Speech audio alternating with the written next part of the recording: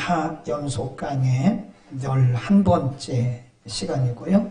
지난 시간에는 역대하 8장을 통해서 솔로몬 왕의 중심, 그리고 솔로몬 왕의 업적, 특별히 솔로몬 왕의, 물론 솔로몬 왕이 통치한 기간은 40년입니다. 40년.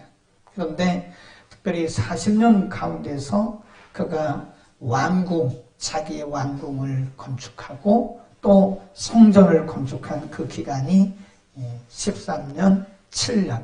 그래서 도합이 20년이다. 그러면 성경이 20년이라고 하는 기간을 그냥 의미 없이 기록했겠나? 그건 아니죠.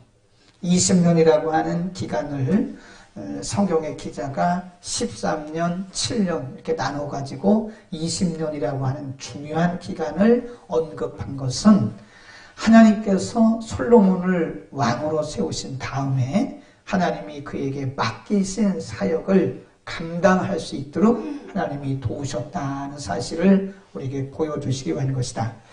그래서 우리가 지난주에 말씀드린 것이 뭐냐면 하나님께서 우리를 부르시고 우리에게 일을 맡기시잖아요. 그러면 하나님이 그 일을 다 하실 때까지, 우리가 그 일을 다 감당할 때까지 하나님이 책임져 주시고 할 수 있게 하시는 거예요. 그러니까 우리가 한 게 아니라 할 수 있도록 하나님이 도우시는 것이다. 아멘. 그러니까 우리가 일을 다 이뤄놓고 나서 우리가 고백할 것은 뭐죠? 하나님이 하셨습니다 라는 고백밖에 할 게 없어요.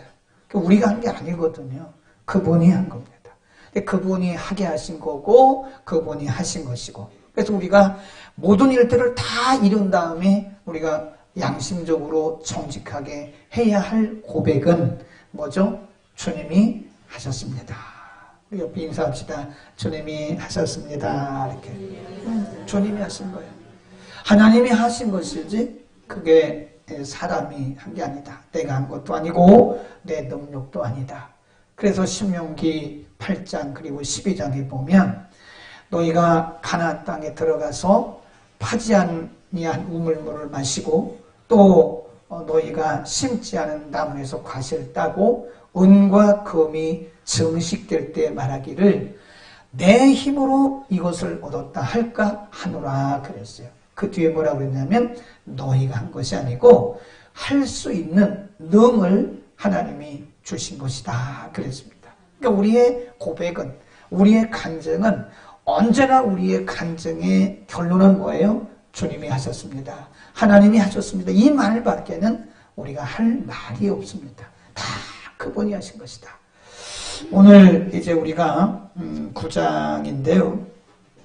이제 솔로몬 왕이 20년에 걸쳐서 왕궁 건축했죠.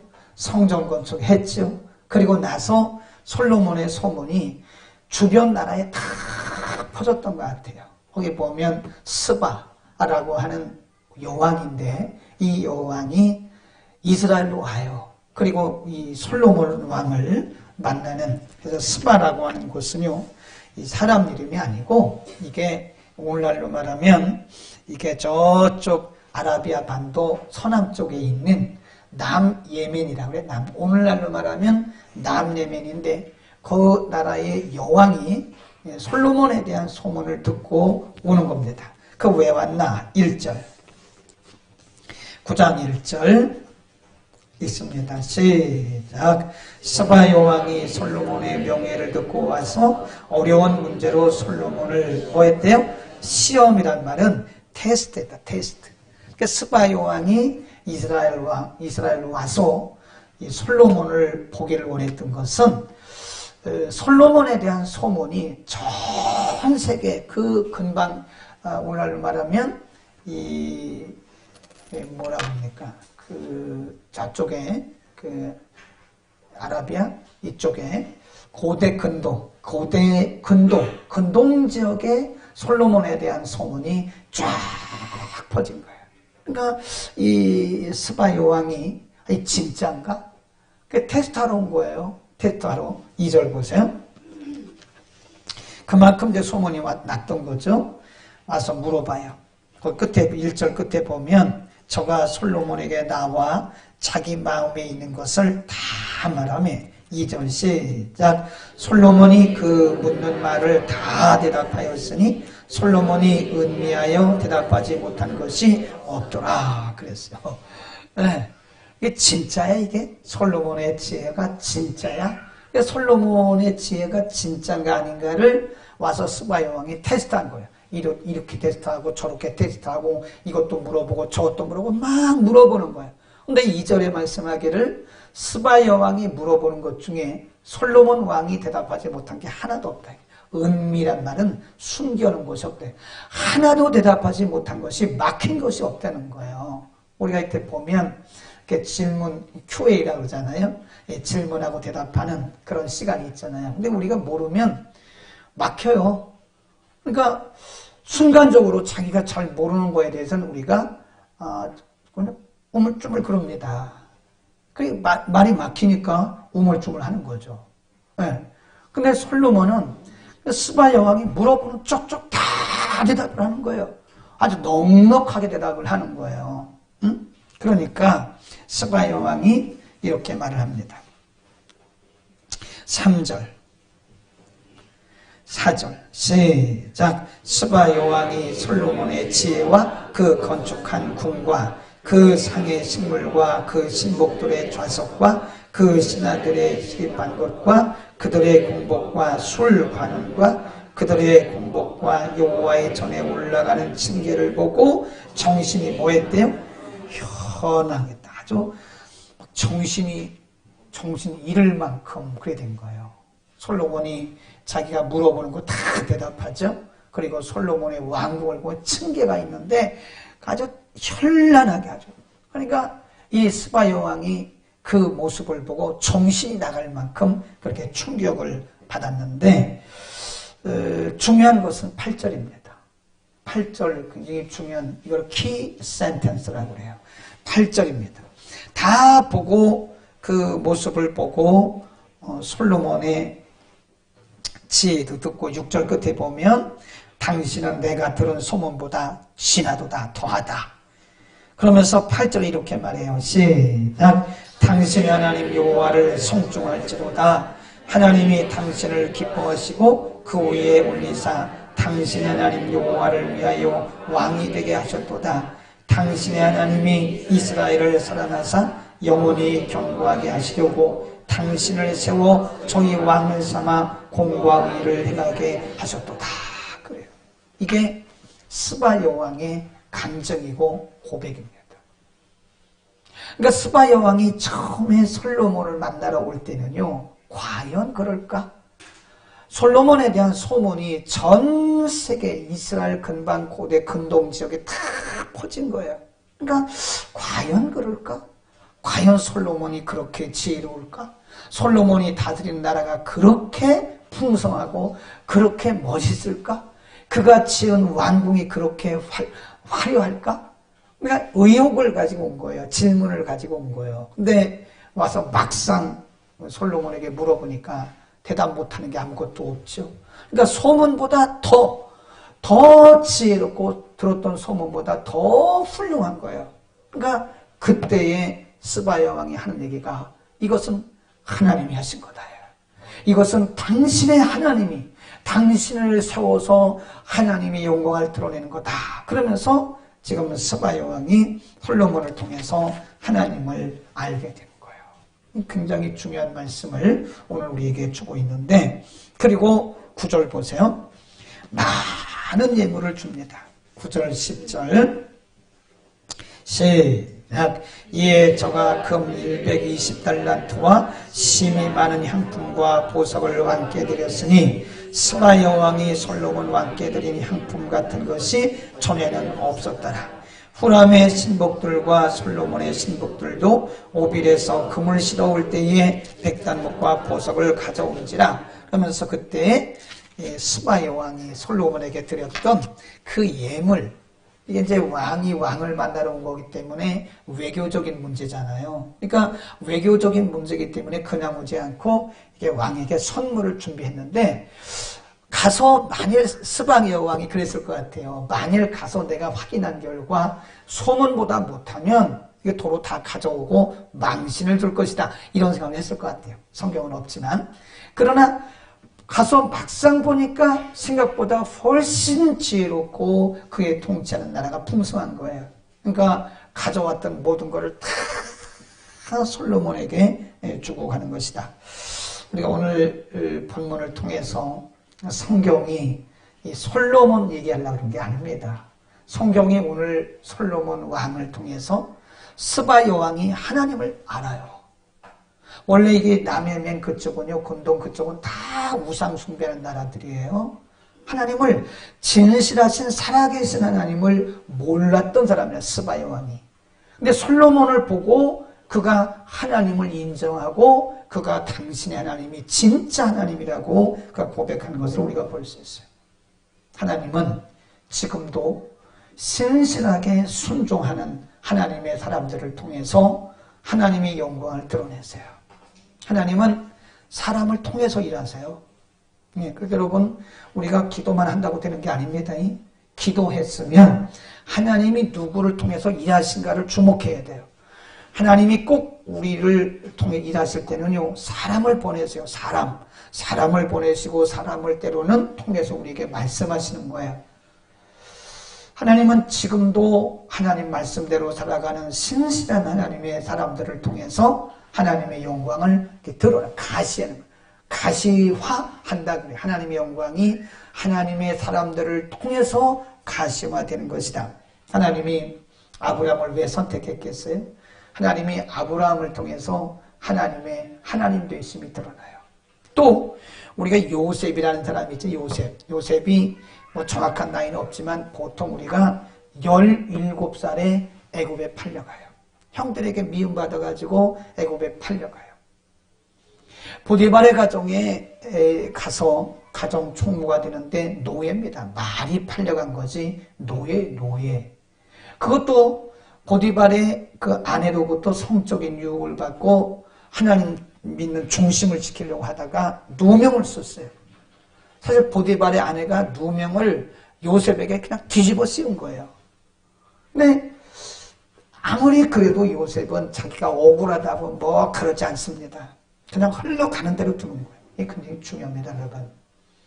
하나님의 사람들은 일들을 억지로 하면 안 돼요. 하나님께서 우리에게 일하실 때는요, 우리의 환경을 그렇게 흘러가게 만드세요. 그래서 제가 항상 어떤 때는 매번 그런 거 아니지만 그냥 물이 흐르는 대로 따라가세요. 그런 겁니다. 이것이냐 저것이냐 잘 모를 때는요, 그냥 우리가 막 하려고 한다고 되는 것도 아니고 또 안 하려고 한다고 되는 것도 아니에요. 하나님께서 우리에게 어떤 일을 진행하실 때는요, 그냥 자연스럽게 흘러가요. 그럼 우리가 기도하면서 하나님이 길을 여시는 대로 그냥 따라가면 되는 거예요. 아멘. 그러니까 우리는 억지로 하려고 할 게 없다는 거예요. 그러니까 요셉이 자기가 보디발의 아내에게 누명을 쓰고 감옥에 갇혔지만 오늘날로 말하면 변호사를 써가지고 뭐 자기의 결백을 주장하고 그런 거 안 합니다. 믿음의 사람들은 굳이 그렇게 안 해도요, 하나님이 다 보셨고 하나님 다 아셨기 때문에 굳이 그걸 자기 결백을 주장하려고 막 그럴 필요도 없어요. 이 요셉은 그냥 따라가요. 길이 열린 대로 가요. 그냥 누명 쓰면 누명 쓰고 감옥에 가면 감옥에 가요. 근데 성경이 뭐라고 말씀하냐면 감옥에서도 하나님께서 요셉에게 은혜를 입혔더라 그랬어요. 감옥에 있는데 그 감옥이 누가 갇히는 감옥, 그러니까 우연이 없다니까요. 감옥이 뭐 거기만 있었겠어요? 근데 요셉이 갇힌 감옥은 왕의 관원들이 갇히는 감옥이라는 말이에요. 그 우연이 아니에요. 근데 거기서 그 관원, 술 맡은 관원장, 떡 굽는 관원장이 꿈을 꿔요. 아무도 그 꿈 해몽을 못하는 거예요. 나중에 요셉이 꿈 해몽을 합니다. 그래서 그 관원장 중에 하나가 복직이 돼요.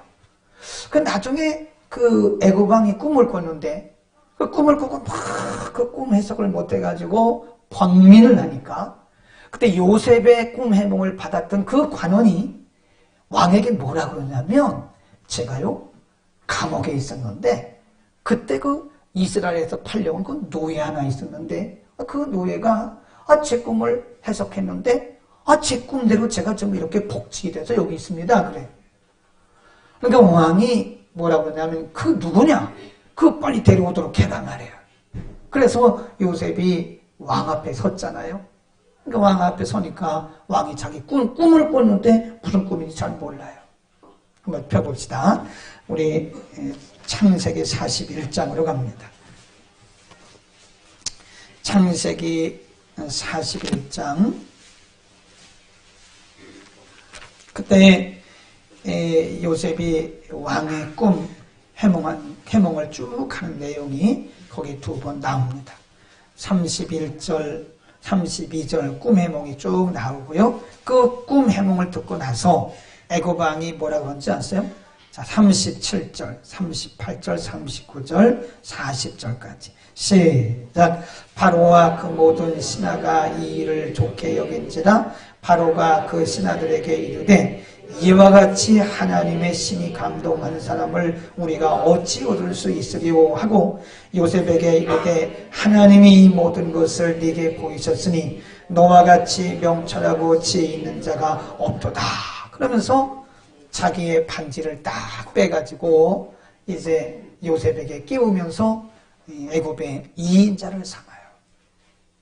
근데 애굽의 2인자 된 게 중요한 게 아니에요. 30살의 왕이 됐거든요. 그 총리가 됐거든요. 그러니까 17살에 팔려와가지고 30살에 총리가 되니까 불과 13년 만에 노예에서 지금 요셉이 애굽의 2인자가 된 거예요. 하나님이 하신 거예요. 근데 중요한 것은 요셉이 총리가 된 게 중요한 거 아니에요. 그 요셉을 통해서 애굽 왕이 뭐라고 하냐면 내 하나님이란 말을 써요. 내 하나님. 그러면 그때 애굽의 왕이 신이 없었나? 애굽 왕이 섬기는 신이 참 많았어요. 애굽 왕이 섬기는 나름대로의 신이 왕궁에도 있었고 자기 방에도 있었고 그 신들이 많았다고요. 그런데 그때의 애굽 왕이 하는 얘기가 너의 신이 그래요. 너의 섬기는 그 하나님이 진짜 하나님이다. 아멘. 하나님은 그런 일을 하시는 거예요. 하나님을 신실하게 섬기는 하나님의 사람들을 통해서 하나님은 하나님의 하나님 되심을 드러내는 일을 지금도 하죠. 그러니까 우리는 하나님의 하나님 되심이 드러나는 하나님의 통로들이다. 이것을 믿기를 축원합니다. 아멘. 하나님이 지금도 하나님은 그래요. 다니엘서 찾지는 않겠지만 4장에 보면 다니엘도 똑같아요. 그 바벨론에 끌려가잖아요. 그 느부갓네살이 꿈을 꾸잖아요. 이게 꿈꾸는 게 중요하네. 그 꿈 잘해야 되겠네. 느부갓네살 왕이 꿈을 꾸잖아요. 그 해몽 못 하잖아요.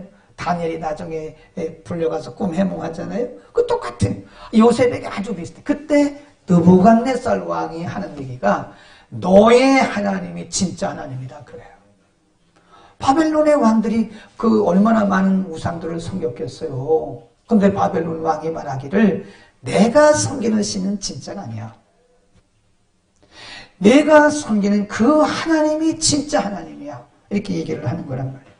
하나님은 지금도 하나님을 섬기는 신실한 사람들, 말씀대로 순종하고 말씀대로 살고 하나님을 신뢰하고 하나님을 아버지로 신실하게 섬기는 그런 하나님의 사람들을 통해서 하나님의 하나님 되심을 드러내는 그런 작업을, 그러니까 우리가 이렇게 간증하는 거요, 하나님 굉장히 기뻐하십니다. 여러분이 한 주 동안 살면서 이렇게 하나님의 일하신 것을 경험했으면요, 회중 앞에 말하는 게 그게 정당한 거고요, 숨기는 게 겸손이 아닙니다. 우리는 겸손을 잘못 알고 있어요. 그게 무슨 겸손입니까? 하나님이 하신 것을 숨긴 거지. 그건 어떻게 보면요, 하나님 앞에 죄송한 일이에요. 우리가 거짓말만 안 한다면 우리의 그 하나님이 하신 일을 그대로 말하는 것은 하나님이 굉장히 기뻐하시는 것이고 우리의 감정을 통해서 하나님의 하나님 되심이 드러나는 거다. 그러니까 어디 가서 여러분 간증하라고 그러면요, 서슴없이 해야 돼요. 간증을 안 하는 것이 그것이 무슨 겸손인 것처럼 잘못 착각하고 있는데, 하나님이 나를 통해서 이렇게 하셨다고 말하는 것은 우리가 하나님을 영화롭게 하는 것이기 때문에 참 귀한 일입니다. 아멘. 옆에 인사합시다. 간증 열심히 하세요. 간증 열심히 하세요. 응? 어디 가든지 간증해야 돼요. 어디 가든지. 하나님이 하셨다고. 대신 나를 드러내면 안 되고 하나님이 하셨다고. 네, 나를 통해서 하나님의 하나님 되심이 드러난 겁니다. 밥값은 해줄 거 아니에요. 밥값은. 하나님이 우리를 왜 먹여주셨는데? 하나님 왜 우리에게 직장 주셨는데? 하나님 왜 우리에게 입을 옷 주셨는데? 하나님 우리가 편히 살 집을 왜 주셨는데? 그분의 그분됨을 드러내라 이거예요. 응? 그래 뭐 간증이라는 게 특별한 게 아니에요. 아주 세밀한, 저는 그렇게 생각합니다. 우리가 꼭 여기서만 기도하는 게 기도가 아니에요. 그냥 삶이 기도고 기도가 삶이에요. 아멘. 그냥 걸어가면서도 기도하고 누워서도 기도하고 자면서도 기도하고 그냥 기도가 삶이고 삶이 기도인 거예요. 네? 자, 그런 게 다 간증이 하나님의 하나님 되심을 드러내는 거기 때문에 그게 감추는 것이 그게 겸손이 아닙니다. 하나님 우리를 통해서 오늘도 하나님의 하나님 되심이 드러나기를 원하고 계시는 거예요. 하나님의 말씀이 확실하구나. 하나님의 말씀대로 사는 자를 하나님 쓰시는구나. 이런 거를 하나님의 신실한 사람들을 통해서 드러내는 그런 일들을 계속하시고 여러 사람들의 간증을 통해서 이 땅에 하나님의 영광이 충만해지는 거야. 아멘. 네, 가만히 우리가 생각해 보면 하나님은 우리를 통해서 우리가 자꾸 하나님 얘기를 하잖아요. 하나님이 하신 거예요. 하나님이 이렇게 하면 이 세상이 하나님의 영광으로 가득 찬데 영양가 없이 자기 자랑하는 거 있잖아요. 뭐 어쩌고저쩌고 자기 자랑하는 거는 오히려 하나님의 영광을 혼란케 하는 거예요. 하나님이 하셨는데 자꾸 뭐 이런 인간적인 자랑만 하면 오히려 혼란케 되어지는 것이다. 그래서 저는요, 그 성경에 있는 인물 중에 참 엘리야라고 하는 분이 기도할 때 정말 멋진 기도했어요. 정말 멋진 기도했어요. 그 열왕기상 18장에 보면 거기 이제 엘리야하고 450명의 그 이방신을 섬기는 선지자들하고 처음에 850명을 하려면 나중에 450명밖에 못 데려오잖아요. 그래서 450대 1의 그 경쟁을 컴피티션을 하는데 34절부터 하겠습니다. 시작. 또 이르되 다시 그리하라 하여 다시 그리하니 또 이르되 3번 그리하라 하여 3번 그리하니 물이 단으로 두루 흐르고 또랑에도 물이 가득하게 되었더라. 저녁 소재 드릴 때에 이르러 선지자 엘리야가 나가서 말하되 아브람과 이삭과 이스라엘의 하나님 여호와여 주께서 이스라엘 중에서 하나님이 되심과 내가 주의 종이 되리니 내가 주의 말씀대로 이 모든 일을 행하는 것을 오늘날 알게 하옵소서. 여호와여 내게 응답하옵소서. 내게 응답하옵소서.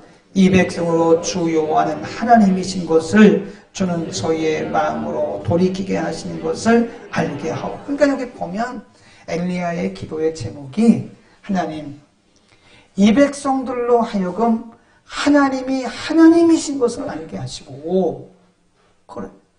내가 하나님을 의지하고 있는 것을 알게 하시고 그런 기도를 해요. 그러니까 우리의 기도에 이 포커스가 어디에 맞춰져야 되냐면요. 내가 잘 먹고 잘 살고 그런 게 아니라 하나님 저를 통해서 하나님 되심이 드러나게 해주세요. 그러니까 하나님이 오늘 우리를 축복하신 것은요. 절대로 내가 잘해서 그런 건 아닙니다. 우리 인정해야 돼요. 아멘. 이걸 인정하지 못하고 되지 못하게 자기가 잘나서 자기가 뭐 똑똑해서 자기가 뭐 어쩌고저쩌고 하는 사람은요. 이게 하나님의 영광을 가로채는 사람이에요. 큰일 납니다. 헤로드 왕이 하나님의 영광 가로챘다가 벌레 먹어 죽었어요. 벌레 먹어 죽었어요. 하나님이 오늘 우리를 높이시는 것은 나를 높이신 그분의 영광이 드러나게 하기 위한 것이에요. 하나님이 불가능한 가운데서 가능한 일을 행하신 것은 내가 기도해서 그렇다고 그런 말 하지 마세요. 뭘 우리가 기도를 많이 했다고 내가 기도했다 그런 얘기를 해요. 물론 우리가 기도했죠. 그러나 하나님이 하신 거예요. 아멘. 하나님의 능력에 비하면 우리가 한 기도는 만분의 일도 못하는 거예요. 하나님이 기도하면 응답하신다는 증거를 보여주신 것이지. 그러니까 하나님이 우리를 높여주시고 축복해주시고 하나님이 저렇게 7일 동안 공부해가지고 국가고시 합격하고 이렇게 하면 하나님이 나를 통해서 영광을 받으시려고 그러는 거예요. 그러니까 우린 그 하나님의 그 purpose, his purpose라고 그래요. 그분의 목적. 하나님께서 왜 나를 높이셨는가 하는 것을 반드시 생각을 해야 돼요. 이런 가운데 생각지 않게 어떤 일이 참 은혜롭게 잘 됐어요. 거기까지 하면 이 사람은 정말 그 크리스찬이 아니에요.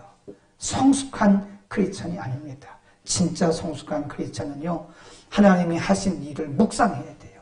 하나님의 뜻이 뭘까? 하나님이 이렇게 하신 목적이 뭘까? 하나님이 내 자녀들을 축복하시고 내 사업장을 축복하신 이유가 뭘까? 라고 하는 것을 우리 깊이 묵상해야 돼요. 그 속에 하나님의 intention이 있어요. 나를 축복하신 하나님의 His purpose of our blessing. 우리를 축복하신 하나님의 그 축복의 의도가, 목적이 반드시 그게 있다고 하는 걸 알아야 돼요. 우리의 축복만 그런 건 아니에요. 우리에게 위기가 왔을 때도. 오늘 최순철 집사님이 너무 은혜로운 울컥, 저는 오늘 아주 울컥했어요. 최 집사님 다음 주에 한 번 더 하셔야 될 것 같아요. 그냥 이게 트럼펫이 뭐예요? 색소폰? 그 트럼펫은 그거 아니죠? 근데 어쨌든 나팔. 저 나팔 소리를 들어가면서 그냥 가슴이 찡하더라고.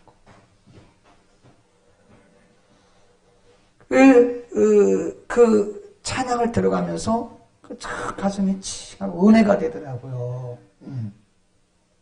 예, 하나님이 그 고난이 유익이라 그런 제목이라 그러죠. 우리는 뭐 가사를 못 봤으니까 고난이 유익이라 그러는데 하나님이 우리를 축복하실 때만 하나님의 뜻이 있는 것도 아닙니다. 고난 가운데서도 그분의 인텐션이 있어요. 그러니까 고난을 만났을 때 그 사람의 믿음의 본색이 드러나요. 그 사람의 믿음의 본질은 언제 알 수 있느냐? 이 축복받을 때, 하나님이 축복하실 때와 하나님이 그에게 고난을 허용하셨을 때 알아요. 그러니까 이 믿음이 성숙하지 못한 사람들은요, 이 고난을 막 하나님을 뭐 한다 그러지? 원망하듯이 막 하나님 원망하고 사람 원망하고 막 이럽니다. 이건 제가 볼 때는요, 거의 불신자 수준이에요. 그 정도면 거의 불신자 수준입니다. 하나님께서 우리에게 고난을 주실 때도 그 속에 하나님의 뜻이 있어요. 그 인텐션이 뭐냐? 그래서 자꾸 사람 보고 환경 보고 막 마귀야 나가라 그런 얘기 하지 말고 하나님의 뜻이 무엇일까를 깊이 묵상해야 돼요. 하나님이 우리를 높이실 때도 내가 잘나서 그런 게 아니고 오늘 하나님이 솔로몬을 통해서 저 근동 지역에 하나님을 알지도 못하는 그 사람들에게 당신의 하나님이 진짜라고 말하고 당신은 정말 하나님이 세우시는 왕이라고 고백할 만큼 하나님은 우리들을 통해서 오늘도 일하기를 원하시는 거예요. 우리의 입술이 그분의 영광을 드러내는 아름다운 입술이 되기를 축원합니다. 그래서 우리가 만나면 이런 쉐어링을 해야 돼요. 이 쉐어링. 서로 이렇게 모이면 서로 그런 얘기를 하세요. 뭐 어디 백화점이 100% 세일한다. 그런 거 하나도 영적이지 않아, 그런 거는요. 그러니까 요한복음 6장에 너희가 뭐 잠시 있다가 썩어질 것을 위해서 일하지 말고 영생하도록 있는 그런 걸 나눠야지. 구역예배 끝나고 야 우리 저기 뭐 롯데백화점에서 25% 세일한단다. 거기 나가자. 그럼 이건 육신에 속한 자들이에요. 우리는 우리의 입술이 거룩한 하나님의 영광을 드러내는 미래. 네? 그 야고보서의 3장에 보면 인간의 혀에 대한 말씀이 나오잖아요. 어째서 한 우물에서 단물과 쓴물이 두 개가 나올 수 있냐? 응? 우리 입술이 하나님을, 그래서 우리가 영어로요 mouthpiece란 말이 있어요. mouthpiece란 단어가 있어요. 그게 뭐죠? mouthpiece란 단어가 갖고 사는 뭐예요? mouthpiece가 수단, 도구, instrument란 뜻, instrument. 인스트루먼트란 말은 도구란 뜻이에요. 도구. 하나님의 도구, 그 마우스피스라고 그래요. 이게 그 권투 선수들이 싸울 때 보면 그 뭐 피스 끼잖아요. 이게 안 다치려고. 그 마우스피스. 마우스피스란 말은 인스트루먼트란 하나님의 도구란 뜻이에요. 우리는 하나님의 영광을 마음껏 드러내는 하나님의 도구들이 되기를 축복합니다. 그러고 하신 우리 하나님 아버지 참 감사합니다.